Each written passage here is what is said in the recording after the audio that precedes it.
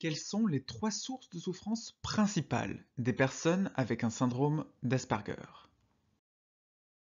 Bienvenue dans ce nouvel épisode d'Atypique, la série dans laquelle je réponds à vos questions en une minute. La première source de souffrance, ce sont les relations avec les autres, en particulier avec les personnes neurotypiques. Ils ont une incompréhension des situations sociales, un besoin d'adaptation constant qui est source d'une fatigue très importante. Ils ont besoin de beaucoup de temps seuls pour pouvoir récupérer après des moments sociaux.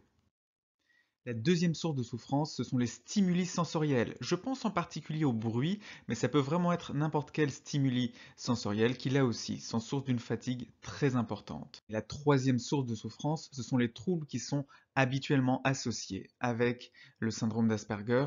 Je pense au TDAH. Beaucoup de personnes avec un syndrome d'Asperger ont aussi un déficit de l'attention avec ou sans hyperactivité. La dépression, un trouble anxieux comme l'anxiété sociale et un trouble du sommeil comme le réveil matinal précoce sans pouvoir se rendormir après. J'ai fait une vidéo dans laquelle je détaille les troubles associés de façon plus exhaustive. Et pour arrêter de souffrir, la première étape pour découvrir enfin qui vous êtes est le test de dépistage du syndrome d'Asperger en ligne. Vous le trouverez dans la description. Je vous dis à demain à 17h30 pour une nouvelle vidéo.